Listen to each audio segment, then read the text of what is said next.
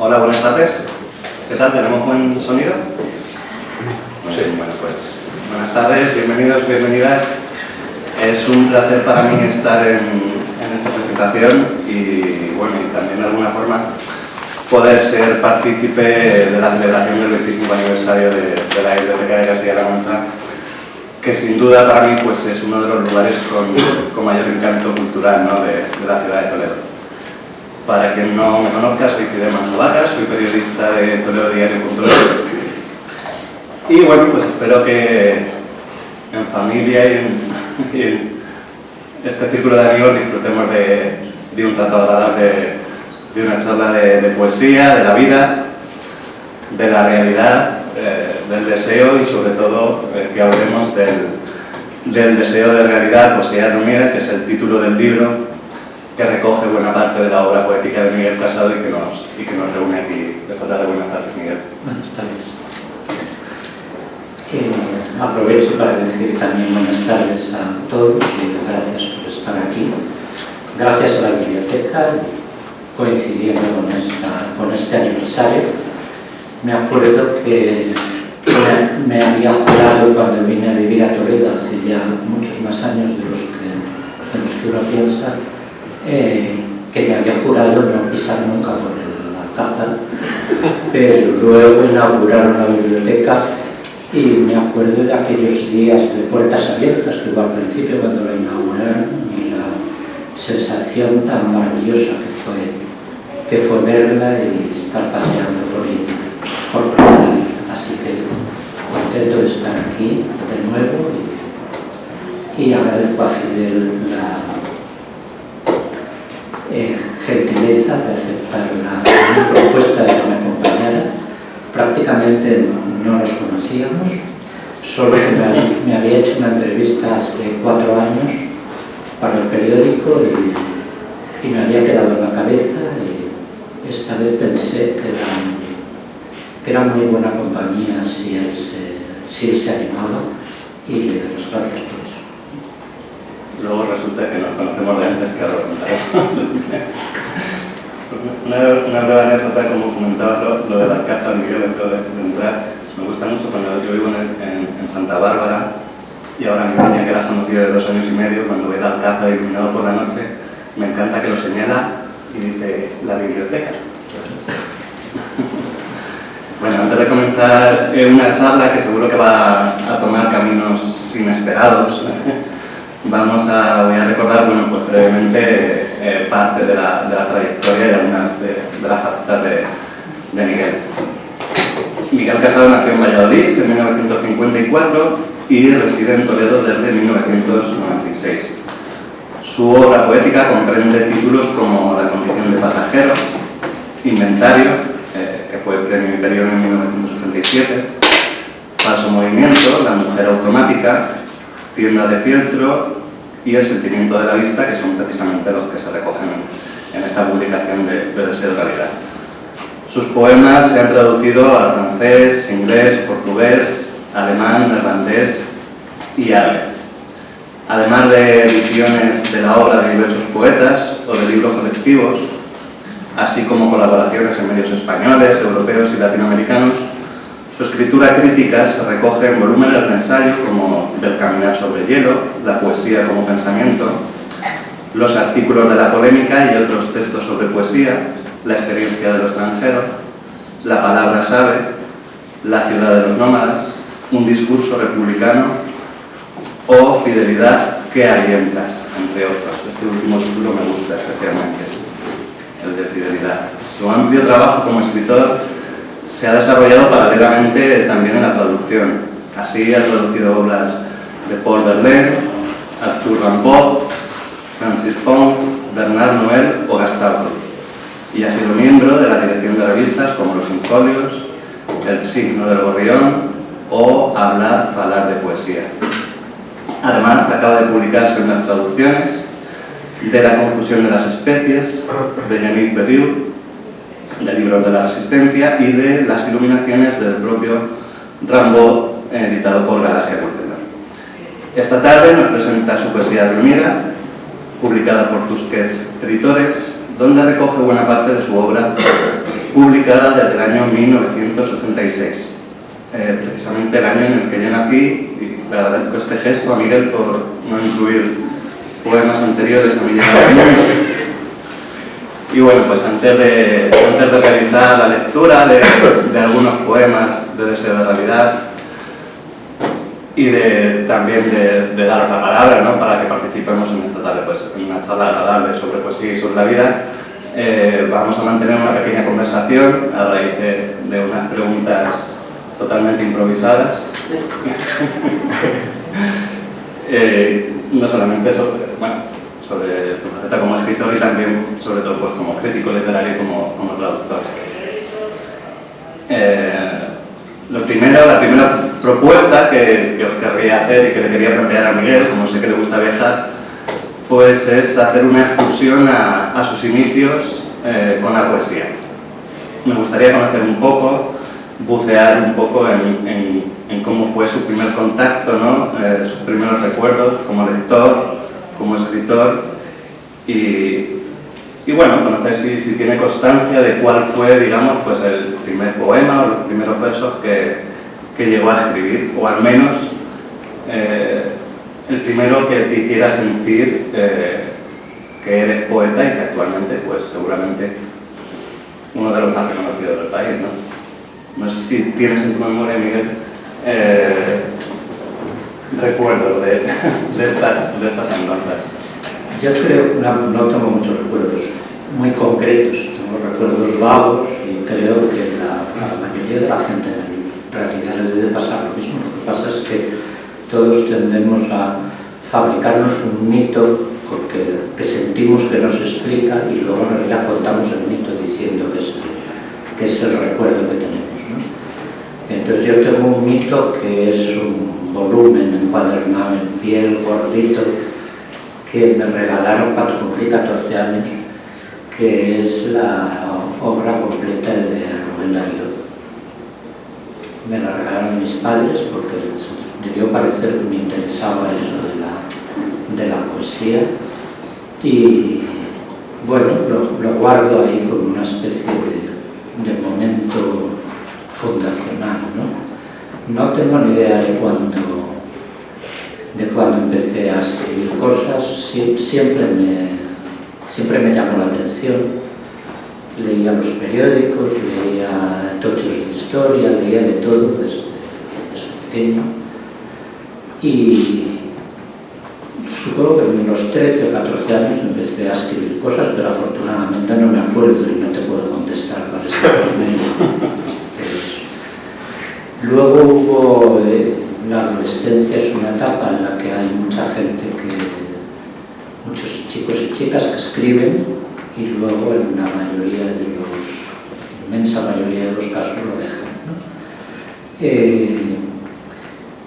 Yo lo dejé también por una decisión consciente de dedicarme a otras cosas que en mi cabeza de alguna manera eran incompatibles, y después, cuando pasó ese momento, pero ya con una edad de 20 y poco, pues volví, 20 y poco, no tampoco, volví y hubo otra sensación muy distinta, ¿no? Seguramente tenía más sensación de ser poeta cuando tenía 13 o 14 años y escribía esas cosas, que después, cuando en realidad te planteas que no tienes ni idea de nada y que estás intentando aprender a hacer algo, ¿no? Y entonces es cuando aprendes, cuando piensas que no, cuando eres consciente de que no tienes ni idea de nada, ¿no? Supongo que eso es lo que más habría que conservar, ¿no? No esa sensación de que eres poeta, sino conservar la inseguridad. Me ha gustado, entonces veo el titular de me sentía más poeta a los 13-14. No sé si recuerdas, Miguel, un poco también, ahondando en estos inicios, quién fue la primera persona a la que le enseñaste tus, no sé, pues, unos versos o un poema que consideraras que merecía la pena de mostrar a alguien y de recibir su crítica, y también un poco a lo mejor quién te alentó, ¿no? Quién te motivó un poco para que hayas recorrido y sigas recorriendo, ¿no?, este camino dentro de la poesía. como te acabo de decir, estaba tan convencido de que era poeta, pues se lo enseñaba a mucha gente, ¿no? Amigos, conocidos, familiares, que supongo que se acuerdan tanto como yo, o menos. Un profesor de literatura del instituto,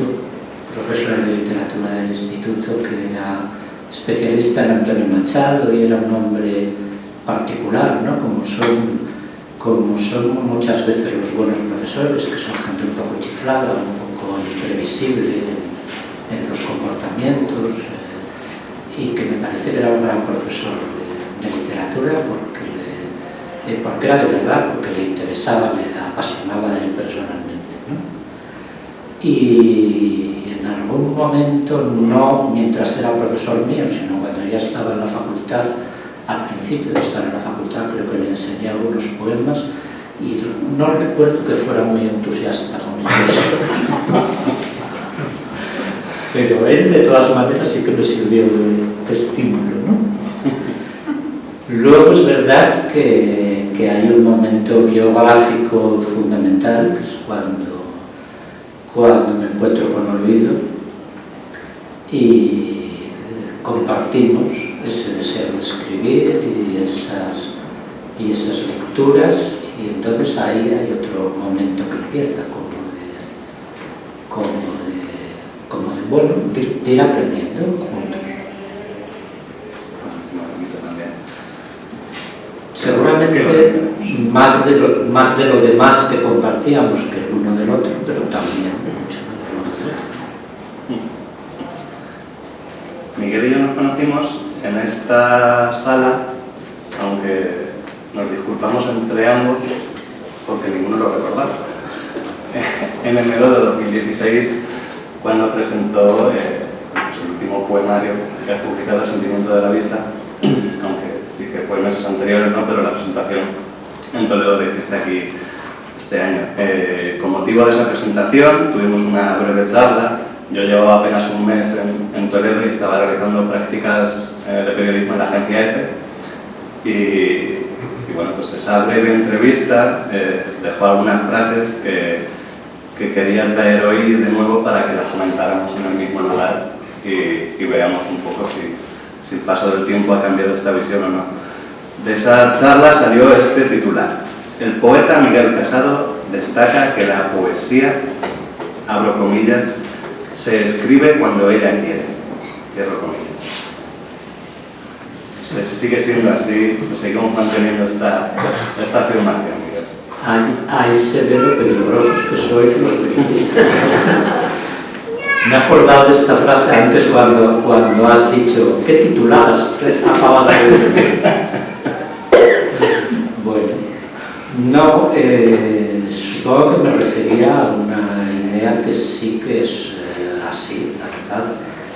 Es decir, que el tiempo que, por lo menos en mi caso, es así, y cada vez se ha ido haciendo más así, ¿no?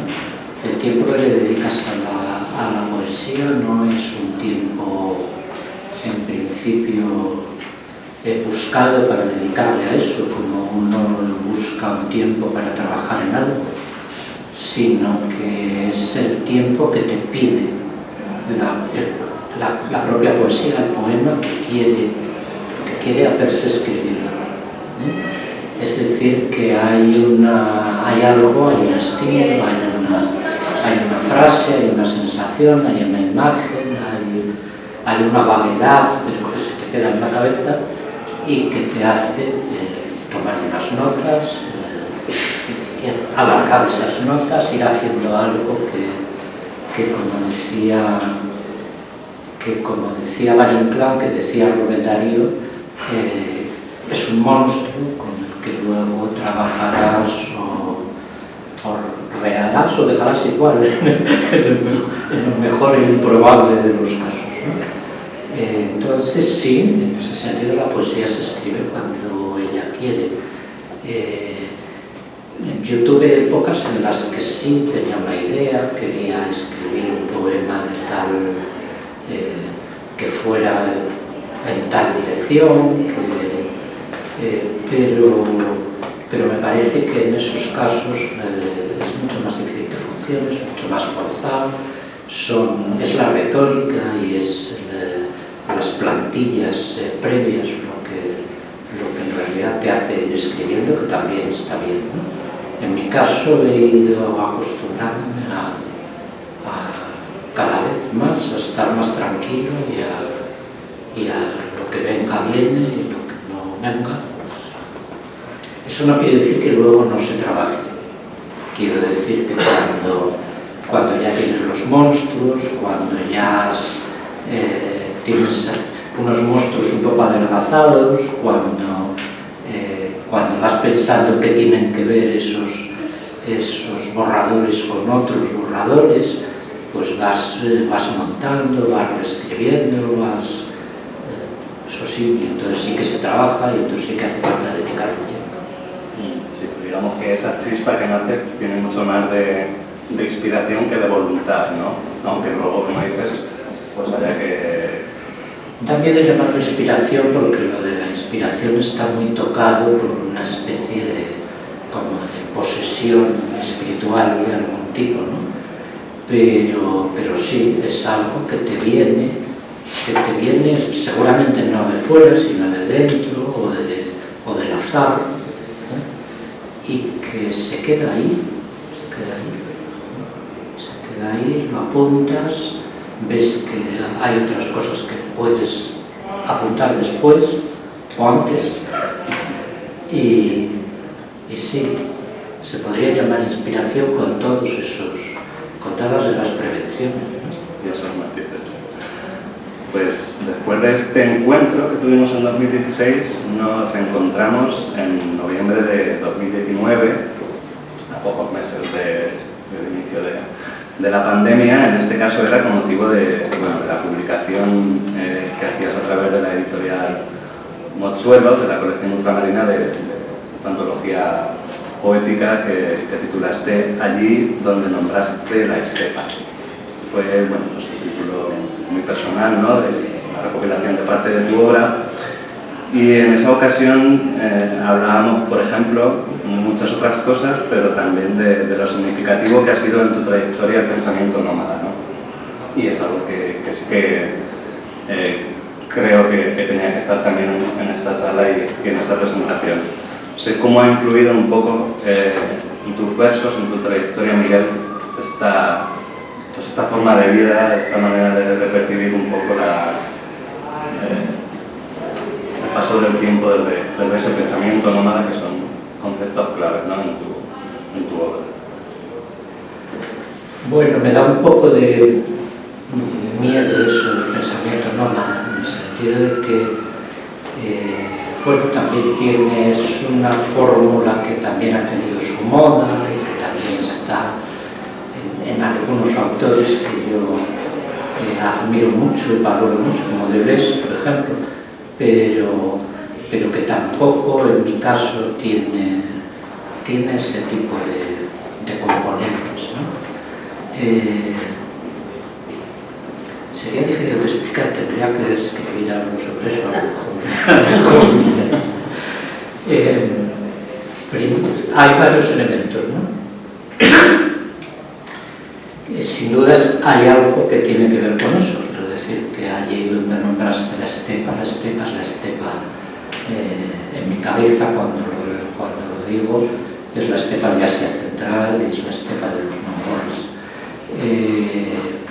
También el título de mi libro, que luego utilicé para una columna que publiqué en la prensa durante varios años, Tienda de fieltro, también son las tiendas de los mongoles, las yurtas que llaman ellos, ¿no?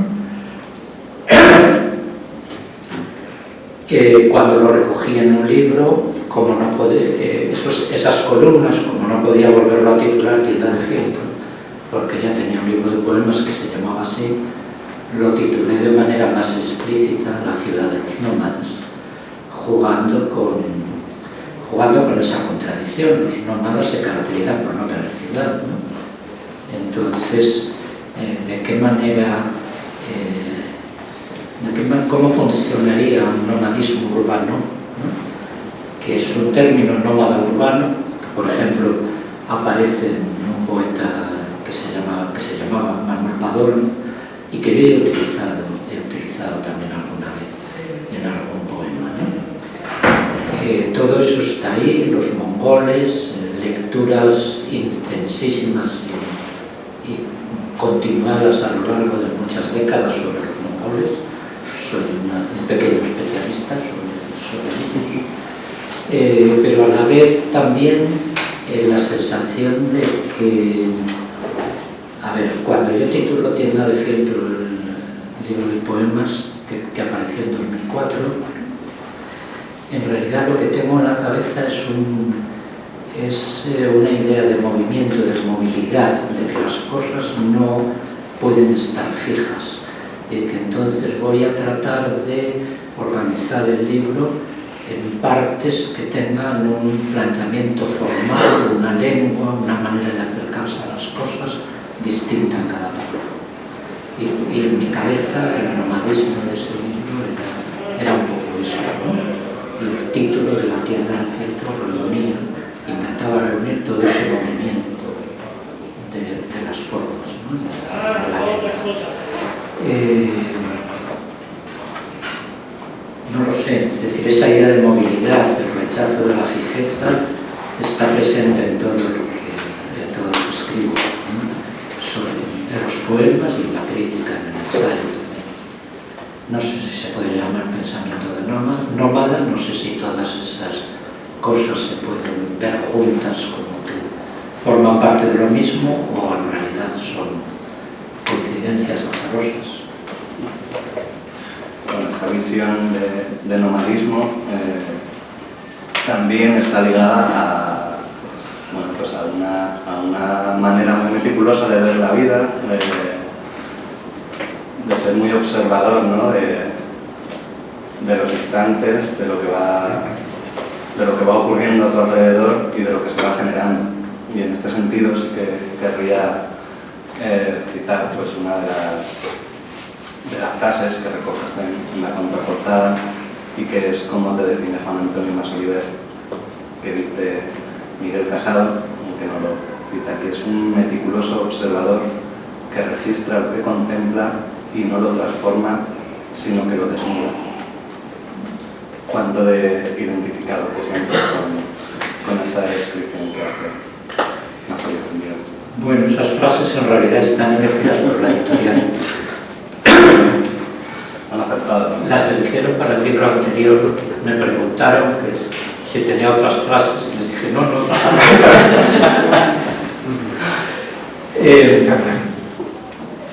Bueno, me gustaría ser así, me parece que está bien esa caracterización. No sé lo que tiene que ver con lo de los nómadas, ¿no? Puede que tenga que ver, ¿no? Quiero decir que ese movimiento continuo, obliga verdaderamente a fijarse en las cosas que te rodean, a situarte cada vez en ese sitio distinto en el que estás, ¿no? Yo nunca me he propuesto ser muy observador, de hecho, tampoco soy muy observador, la verdad, pero al escribir sí ha ido como surgiendo esa manera de retener las cosas, de fijarte en ellas, de algo que te llama la atención y entonces tratar de captar el detalle, trabajar el detalle. Es algo que quizá no me he propuesto, pero que ahora puedo reconocer como una manera de estar, de mirar, de escribir. Creo que sí que es algo reconocible, al menos acompaño a esta definición de Masoliver en tu verso, ¿no? De que hay detalles muy minuciosos muchas veces de esta observación de la vida. Pero bueno... No, es decir, me interesa mucho eso, es la agudeza del detalle, la agudeza del momento. Eso me interesa mucho. A lo mejor mejor de otro tipo de observación más general, más completa, bueno, puede darse, ¿no? Pero no me interesa tanto.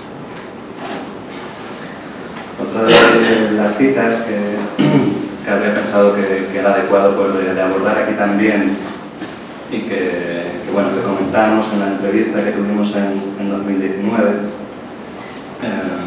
bueno, pues hace referencia, ¿no?, a Rimbaud, en esa respuesta que me contabas en ese momento que le dio a su madre cuando le preguntaba cómo había que entender, ¿no?, su poesía, en este caso su único libro de poesía publicado, y era literalmente y en todos los sentidos, ¿no? A raíz de esta frase, me gustaría preguntarte qué visión tienes, no sé si el lector desprecia en ocasiones o es habitual que rebusquemos más allá del sentido literal, ¿no?, de lo que dice la propia poesía.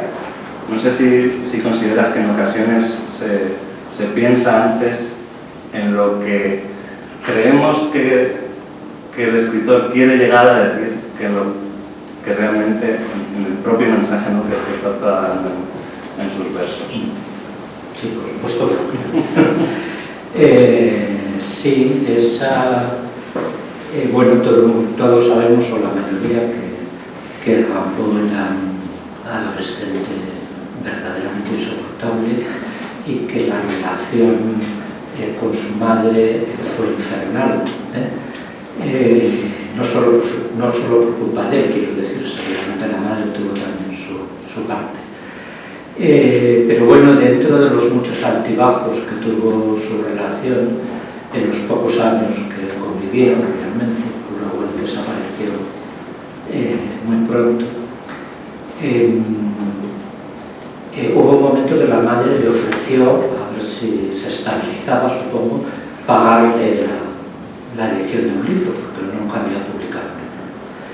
Y entonces fue una temporada en el infierno y se lo pagó, aunque realmente se quedó en los almacenes de la imprenta, o sea que no se llegó a distribuir el único libro que publicó en realidad en su vida. Entonces la madre, cuando tuvo el ejemplar en las manos y lo debió de ojear, creo que no lo debió de entender mucho, afortunadamente, pues si lo hubiera entendido a lo mejor lo mandaba quemar, porque es el libro menos asimilable seguramente para ella de todo lo que escribió su hijo. Y le preguntó, ¿y esto cómo hay que entenderlo? Y entonces Rimbaud le contestó esa frase extraordinaria que es literalmente y en todos los sentidos. Y entonces yo lo que sostengo, un poco de manera oportunista, pero creo que fundada, es que esos dos componentes, literalmente y en todos los sentidos, están ordenados, es decir, primero literalmente y solo después de entenderlo literalmente en todos los sentidos. Me parece que eso es fundamental, es decir, que como has dicho, estoy muy de acuerdo, uno de los problemas que hay para la poesía es que hay una educación social que está metida en la cabeza de todos o casi todos, que es que frente a un poema lo que hay que preguntarse es qué quiere decir. Pero no hay que preguntarse qué quiere decir, hay que leer lo que dice. Eso es lo que, desde mi punto de vista, hay que tomar de esa frase literalmente en todos los sentidos, ¿no? Leer lo que dice, y solo después de leer unas cuantas veces y bastante, con mucha atención lo que dice, entonces seguramente vienen otros sentidos ellos solos a sumarse. Pero muchas veces cuando tenemos la sensación de que perdemos pie es porque estamos confundiéndonos en el orden de prioridades de la lectura, ¿sí? Y me parece importante también para escribir esa idea. Creo que sacan titulares, Miguel, todo lo que... Vale. Una más o dos si son breves y si quieres, pues nos otra de las frases en las que me gustaría detenerme con este libro, no cuenta con prólogo ni epílogo, pero sí que al final pues, tiene una breve nota del autor a la que, con tu permiso, doy lectura para trasladarte después una pregunta con la que continúa. La fórmula deseo de realidad, que invierte de algún modo los componentes ternudianos, ha aparecido con cierta frecuencia en mis ensayos. Traerla ahora como título de mi poesía reunida es un modo de reconocer cómo mi escritura crítica ha ido alimentándose de la mirada de los poemas, de su forma de situarse ante el mundo. No sé, Miguel, este deseo de realidad, esta realidad, si se acompaña también con ciertas dosis de ficción o hasta qué punto el mundo imaginario también se hace eco dentro de tus versos y de la poesía. ¿Cuánto hay un poco de realidad y cuánto hay de ficción?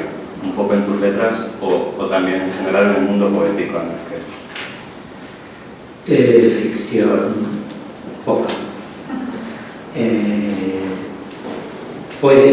Hay elementos de ficción, sobre todo en los primeros libros, cuando hay poemas que parten de una película, por ejemplo, que hay 2, 3 poemas así, o que aparecen, que forman parte de un cuadro y yo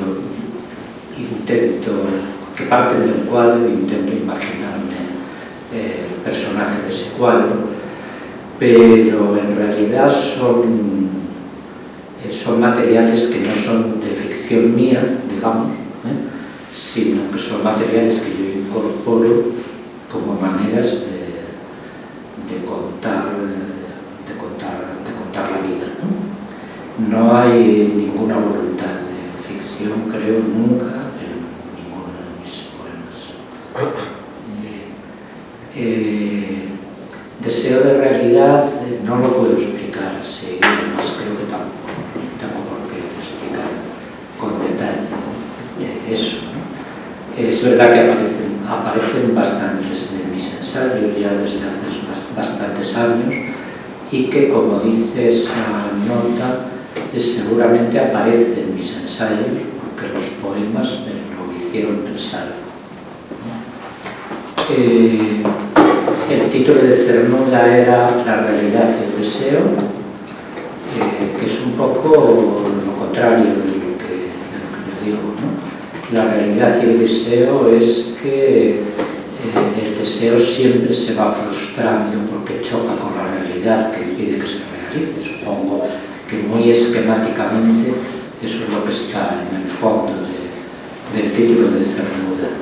Yo, sin embargo, lo tengo en cuenta, tengo ese título en la cabeza y digo deseo de realidad porque pienso que lo que se desea es lo que nos falta y que nos falta realidad. Es decir, que durante, vamos a poner, un siglo y medio, por ejemplo, o 2, ha habido un proceso cada vez más acelerado, cada vez más vertiginoso de pérdida de realidad. De pérdida de realidad en la poesía, de pérdida de realidad en nuestra vida cotidiana, de pérdida de la realidad en general, en todo, ¿no? Es decir, que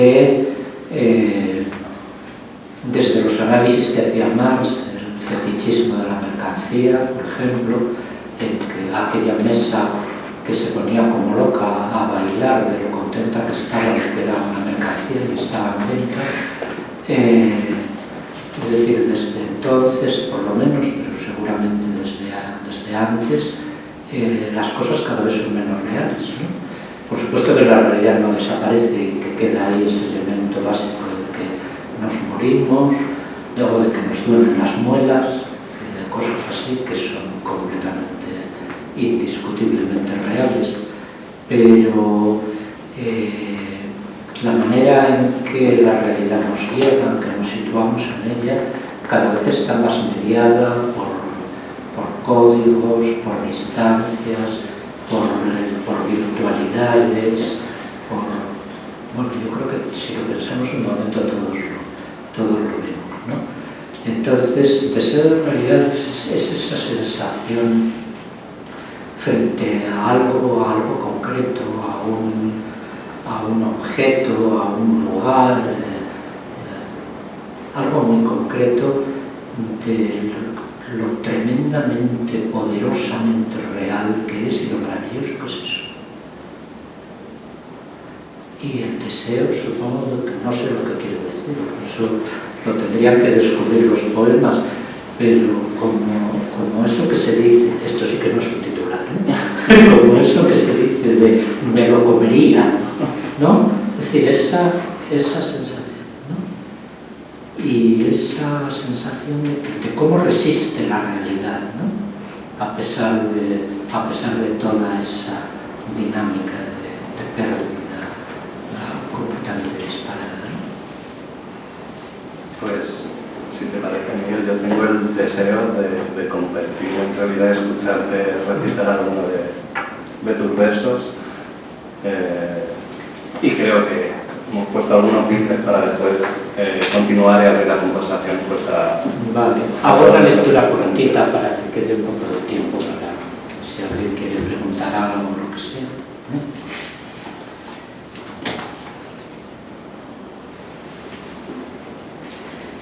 Bueno, empiezo por el deseo del presentador. Que yo dije, en las otras presentaciones que he hecho me han dicho los presentadores cosas que querían que leyera y dijo él, pues ahora me parecería bien Toledo, Madrid, Córdoba. Bueno, pues Toledo, Madrid, Córdoba, que no sé por qué estoy aquí, sino eso sí. Es un poema largo, quiero decir, más largo de lo que suelen ser mis poemas, como de 3 páginas de este libro, que cuenta un viaje, ese viaje, ¿no? Toledo, Madrid, Córdoba. Y está dedicado a Roberto Bolaño, que en realidad es un personaje que también aparece en algún momento del poema.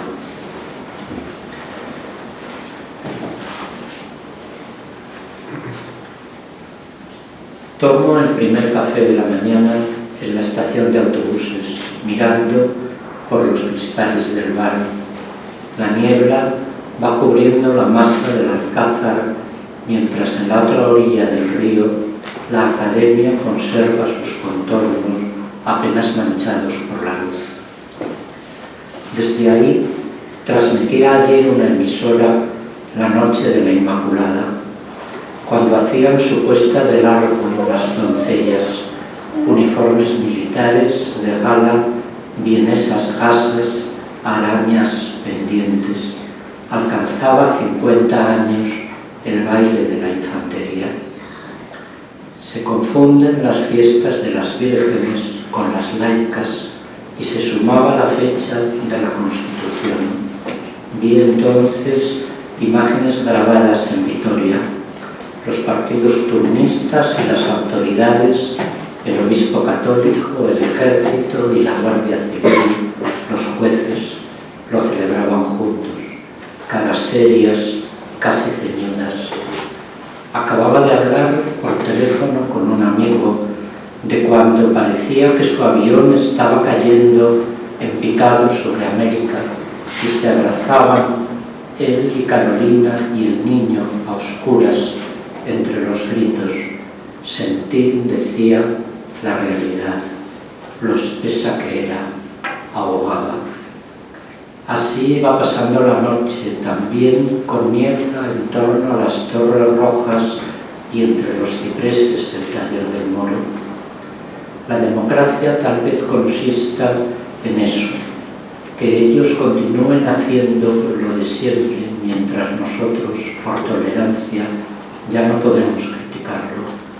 Pero me doy cuenta de que no es fácil saber quiénes son ellos y menos aún nosotros.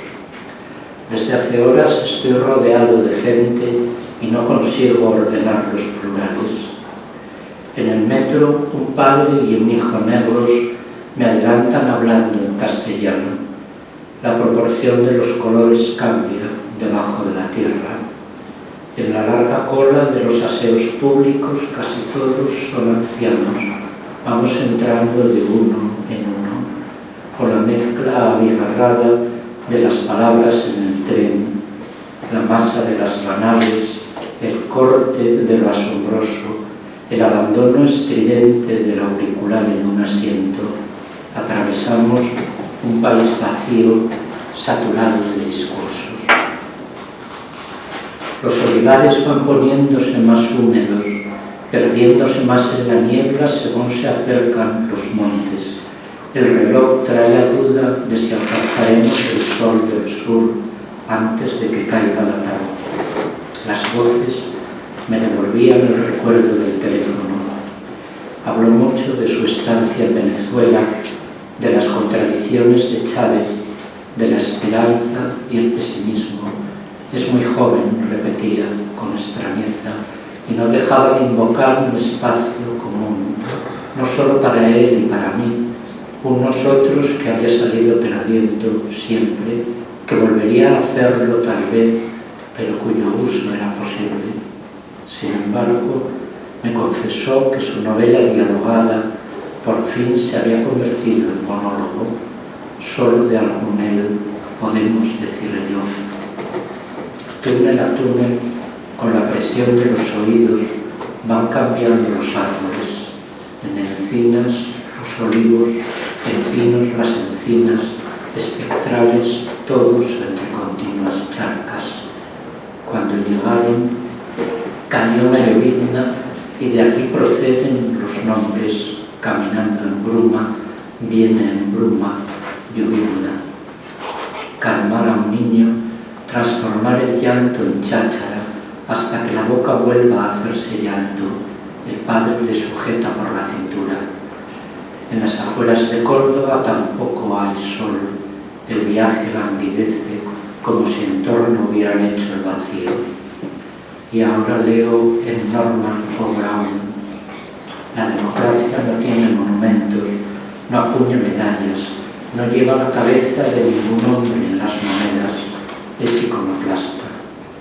El sueño es colectivo, aunque ni siquiera sea posible conocer a quien sueña. Se detiene el tren, va a adaptarse al ancho de vía. Ya contaré el resto del viaje.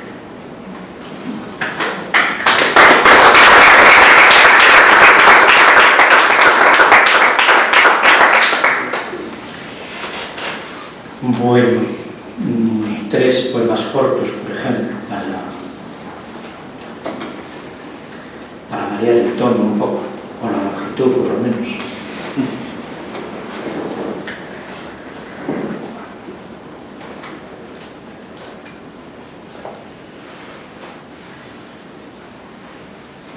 Tendido a oscuras, con las ventanas abiertas, respira la brisa de los árboles, ve la sombra más negra que la habitación de las ramas del moral y la extraña luz que se difunde en el cielo.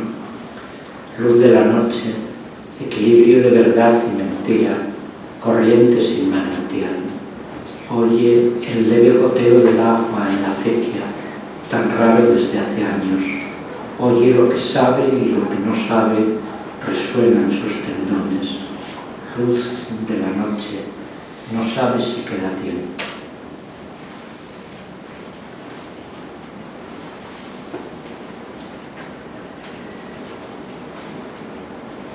Bueno, este poema,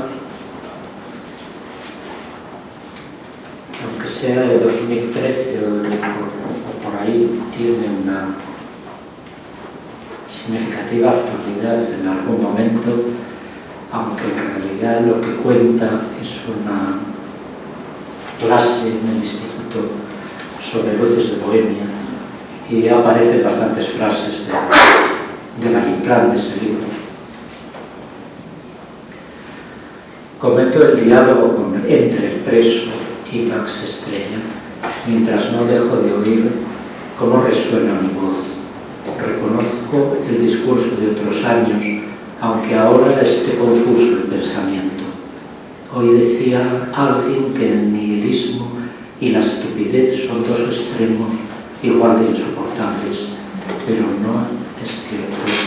Es distinta su medida y tampoco en el medio hay alguna virtud. Noticias se acumulan como cadáveres de ciervos amontonados en hileras, quiebras y sobornos, cifras de la actualidad económica, políticos sin maquillaje, rígidos como cuervos. Me voy oyendo. Pertenecemos a la misma iglesia, me arrancaré la chalina, soy el dolor de un mal sueño. Nada quizá que ver tiene gaza con esto, o sí, porque me ocupa un lugar en la cabeza mientras hablo, y los destejidos que allí se anudan, capas de mentira componiendo volubles verdades. No recuerdo ya el nombre de aquel amigo palestino. Escribíamos carteles, recogíamos medicinas sobrantes. Creo que entonces no me indignaba tanto, era por la acción. Explico la calle devastada tras el fuego cruzado de la policía y las milicias patronales, la madre con el niño muerto en brazos, porque Max va hacia el viaducto.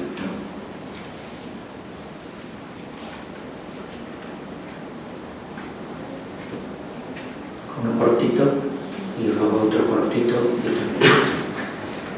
Salíamos juntos a mirar la luna de abril cuando de los montes se eleva blanca, nubes también del suelo la persiguen, le sirven de orla. Mirar es compartir el mundo, las intensidades cambiantes, el aura en que reposan las cosas o se afilan.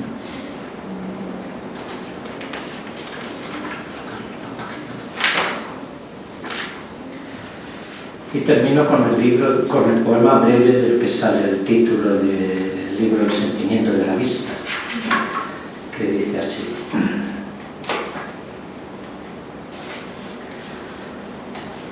Autorretrato ante el espejo del hombre flaco y ya mayor, impreciso, de formas, completamente cano.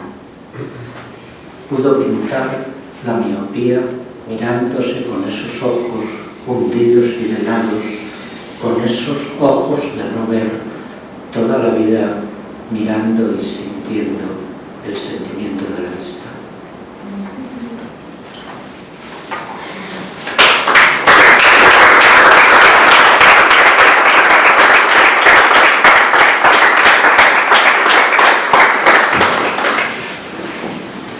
Comentamos lo que queráis.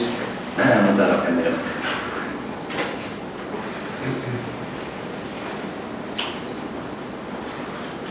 No sé si alguien tiene pues, alguna inquietud, pero me gustaría... David Bobo. Yo tengo una pregunta y, bueno, quizá ya se ha hablado sobre la inducción de la educación a la hora de hablar de poesía.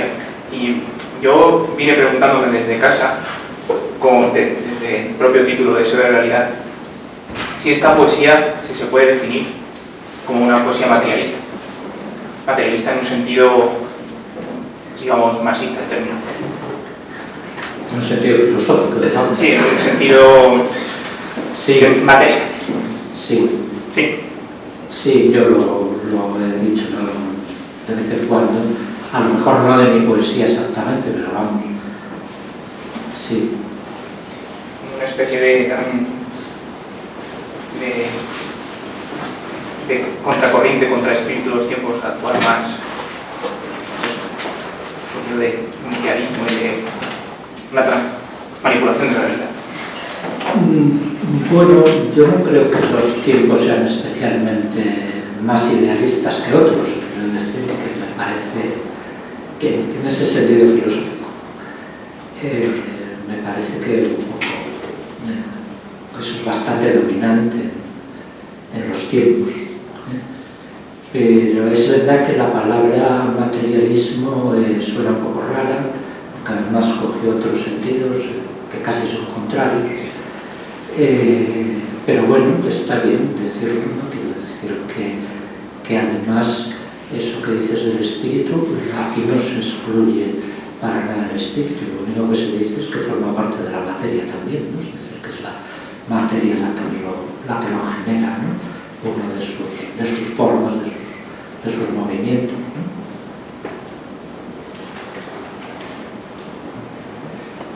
Hola, buenas tardes. Quería preguntarte en qué momento consideras que un poemario está terminado. Te iba a decir, pero es que solo luego los titulares, eso, ustedes saben. Te iba a decir algo en YouTube. Quiero decir que lo ves, ¿no? ¿Lo ves? Es decir, te das cuenta de que puedes escribir otro poema, otros 3 poemas, pero no va a cambiar el libro, ¿no? Es decir, no vas a añadir nada que no esté ya. Yo creo que esa es la sensación más clara, ¿no? Esa sensación de que puedes escribir otros poemas que pueden además ser mejores a lo mejor, pero verdaderamente es como que ya hay algo ahí que tiene como un sentido, que forma un conjunto, que está montado y que está, ¿no? Esa sensación de algo que uno necesita más por el momento. Eso no es decir nada, claro, ¿no? Pero yo creo que no hay un modo más objetivo, es decir, si tú trabajas, hay poetas que trabajan así, entonces eso tiene ventajas y pueden hacer grandes libros. Si tú trabajas, yo que sé, como algunos poetas, por ejemplo, como Pessoa, en el único libro que publicó, el Mensaje, trabajas con un criterio numérico, por ejemplo, utilizas sistemas numéricos de estructura para montar el libro y para tirar de la escritura, y si eres un poco cabalista, también porque piensas que los números tienen sentidos ocultos, pues entonces tienes una medida de cuándo terminas, ¿no? Pero si no es decir, cuando completes ese tablero de números que te has trazado previamente y lo completes de una manera que parezca que está bien, que has cumplido la misión, pues está claro que has terminado, ¿no? Si tienes una idea mucho más abierta, no trabajas con formas cerradas, tampoco te planteas el libro previamente de una manera, sino que el libro la suma de los poemas te va diciendo hacia dónde vamos, ¿no? Y vas trabajando con ese impulso y montando, pues no tienes un criterio mucho más objetivo, ¿no? El orden de los poemas no es el orden real cronológico de escritura, ¿o sí? No, casi nunca. Es decir, hay un trabajo de montaje que varía, ¿eh? La mayoría de mis libros están organizados en partes y entonces pues cada parte tiene más o menos su lógica o sus afinidades, y entonces ahí las fechas no cuentan mucho, cuentan más las relaciones que hay entre unos poemas y otros, ¿no? Y cuando es mucho menos estructurado, como el sentimiento de la vista, que no tiene partes ni tiene prácticamente títulos, pues es componer un poco casi al azar, pero no al azar del todo, sino con algún tipo de conexiones que no objetivas plenamente, pero que están ahí, componer una especie de mosaico, ¿no? De mosaico informe, ¿no? Abierto, ¿no? Entonces yo creo que depende mucho del tipo de trabajo que sea, ¿no? Pero por orden cronológico no tiene por qué estar, aunque puede ser un tipo de diario, y entonces pues a lo mejor eso tiene sentido, ¿no?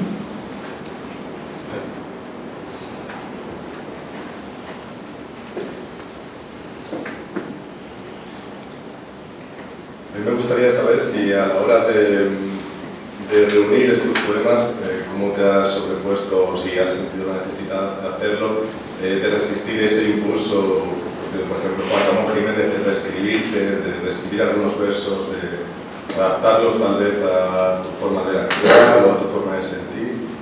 Y si se me permite una segunda pregunta, me gustaría saber cuál es el último poema que te ha llevado a la emoción que has leído. Gracias. Esta segunda no sé si me voy a saber contestar, pero bueno, vamos con la primera.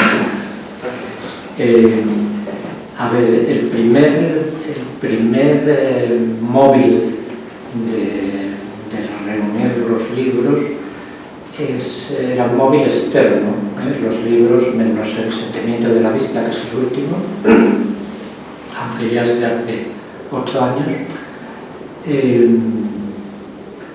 están desaparecidos todos. Es decir, unos se agotaron, o cerró la editorial, están desaparecidos. Entonces, bueno, la idea de volverlos a poner en movimiento, que fue también un poco la misma idea que movió la antología que publicó Federico de Arce y a la que se ha referido Fidel antes, allí donde nombraste la Estepa hace 4 años, ¿no? Tratar de recuperar, pero en ese caso eran poemas, hacer una selección de poemas de todos los libros que estaban perdidos, digamos. En este caso, en cuanto me puse a trabajar, vi que lo que tenía que hacer era una reunión de libros, no una reunión de poemas. Es decir, que lo que tenía sentido era mantener la estructura de los libros y, digamos, que presentar también a quienes no lo conocieran el trabajo de montaje y de concepción que había en cada libro. Y entonces eso me condicionaba también en el sentido que tú dices, es decir, había que respetar eso, no se trataba de quité un librito breve del principio, porque no lo veía claro, que me gustara sacarlo entero. Pensaba que podía seleccionar poemas, pero como había decidido que no iba a poemas sueltos, pues ya no cabía, ¿no? Entonces, aparte de eso, no me gusta nada personalmente. Puedo admirar a algunos de los poetas que lo hacen, pero a mí no me gusta personalmente nada eso de la reescritura. Es decir, me parece que si este poema no me gusta, pues mala suerte para él o para mí, pero ya escribiría otro, no tengo por qué. Puede darse caso, a lo mejor, que hay un poema antiguo que me llama tanto que vuelvo a él, pero de momento no se ha dado, ¿verdad? Entonces puedo tachar una palabra, puedo cambiar una frase, he hecho una docena de cambios como mucho. El último poema que me ha emocionado es que verdaderamente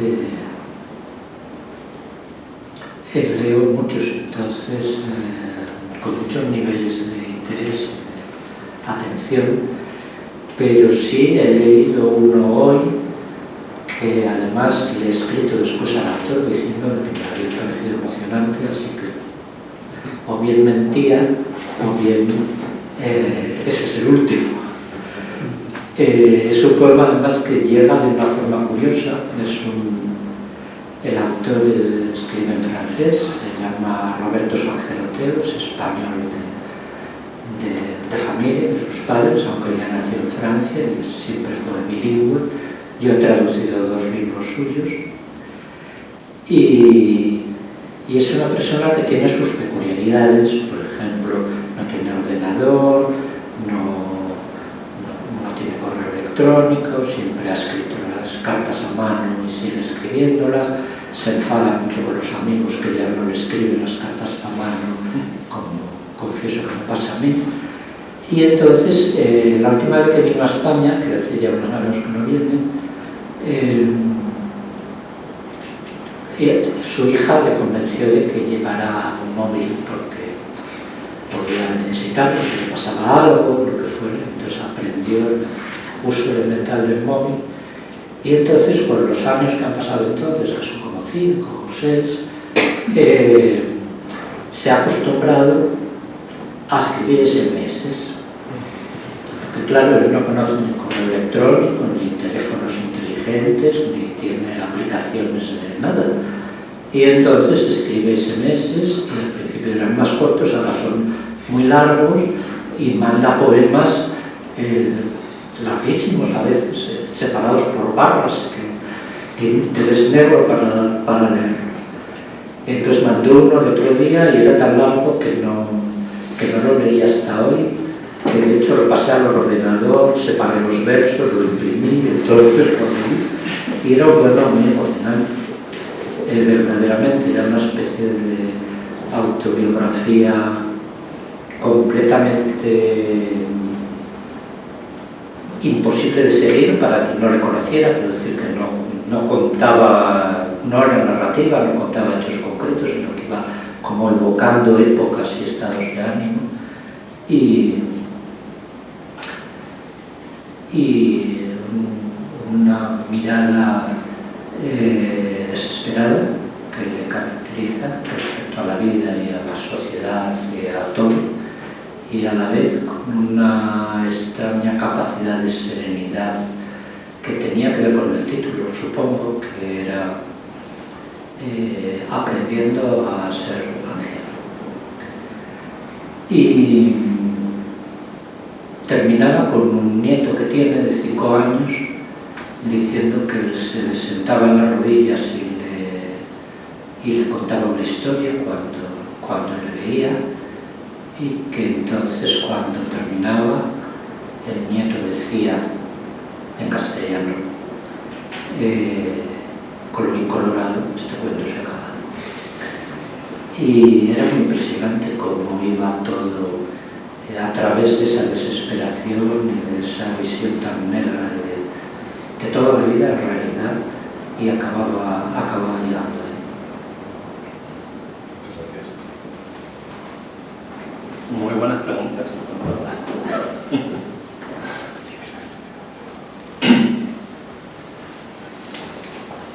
Yo creo que ya podemos dejarlo, porque creo que hay que acabar a las 8:30. Tenemos un rato para hacer un corrillo y ya está. Pues muchísimas gracias a todos. Miguel, por contar conmigo. Muchas gracias a ti.